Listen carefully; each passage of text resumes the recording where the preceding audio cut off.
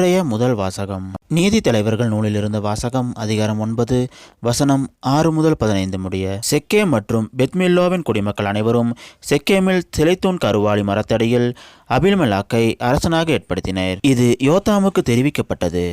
அவர் Gerizim மலைக்கு ஏறி சென்று அதன் உச்சியில் நின்று கொண்டு உரத்த குரலில் கூப்பிட்டு கூறியது, செக்கேமின் மக்களே, எனக்கு செவி கொடுங்கள், கடவுள் உங்களுக்கு செவி கொடுப்பார். மரங்கள் தங்களுக்கு ஒரு அரசனை திருப்பொழிவு செய்ய புறப்பட்டன.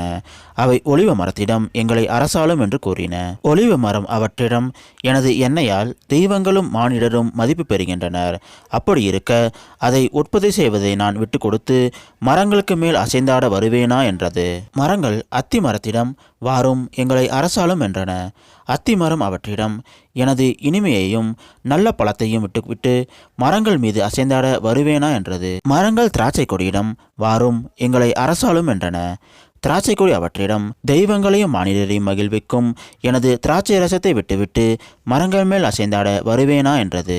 மரங்கள் எல்லாம் முட்புதரிடம், வாரும், எங்களை அரசாளும் என்றன. முட்புதர் மரங்களிடம், உண்மையில் உங்கள் மீது ஆட்சி செய்ய நீங்கள் என்னை திருப்பொழிவு செய்தால் வாருங்கள், என் நிழலில் அடைக்கலம் புகுங்கள். இல்லையேல் முட்புதரான என்னிடமிருந்து நெருப்பு கிளர்ந்தெழுந்து லெபனோனின் கேதுரு மரங்களை அழித்துவிடும் என்றது. இது ஆண்டவர் வழங்கும் அருள்வாக்கு. இறைவா, உமக்கு நன்றி. இன்றைய நற்செய்தி புனித மத்தேயு எழுதின நற்செய்தியிலிருந்து வாசகம் அதிகாரம் 20 வசனம் 1 முதல் 16 முடிய. அக்காலத்தில் இயேசு கூறிய மற்றொரு உவமை விண்ணரசை பின்வரும் நிகழ்ச்சிக்கு ஒப்பிடலாம். நிலக்கிழார் ஒருவர் தம் வேலையாட்களை வேலைக்கு அமர்த்த விளையாட்காலையில் வெளியே சென்றார்.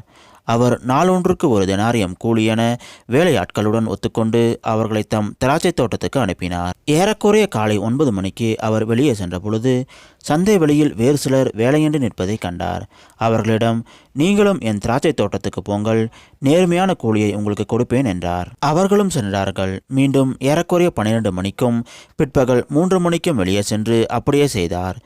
ஏறக்குறைய 5 மணிக்கு வெளியே சென்று வேறு சிலர் நிற்பதையும் கண்டார். அவர்களிடம், நாள் முழுவதும் வேலை செய்யாமல் ஏன் இங்கே நின்று கொண்டிருக்கிறீர்கள் என்று கேட்டார். அவர்கள் அவரை பார்த்து, எங்களை எவரும் வேலைக்கு அமர்த்தவில்லை என்றார்கள்.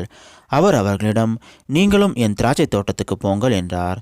மாலையானதும் திராட்சை தோட்ட உரிமையாளர் தம் மேற்பார்வையாளர்களிடம், வேலையாட்களை அழைத்து கடைசியில் வந்தவர் தொடங்கி முதலில் வந்தவர் வரை அவர்களுக்குரிய கூலி கொடும் என்றார்.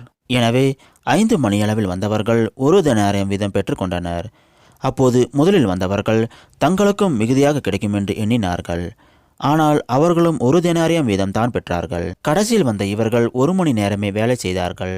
பகல் முழுவதும் வேலை பளுவையும் கடும் வெயிலையும் தாங்கிய எங்களோடு இவர்களையும் இணையாக்கி விட்டீரே என்றார்கள். அவரோ அவர்களுள் ஒருவரை பார்த்து, தோழரே, நான் உமக்கு அநியாயம் செய்யவில்லை. நீர் என்னிடம் 1 தெனாரியம் கூலிக்கு ஒத்துக்கொள்ளவில்லையா? உமக்குரியதை பெற்றுக்கொண்டு போய்விடும்.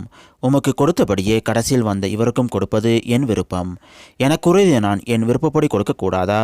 அல்லது நான் நல்லவனாய் இருப்பது உமக்கு பொறாமையா என்றார். இது கிறிஸ்து வழங்கும் நற்செய்தி. கிறிஸ்துவே உமக்கு புகழ்.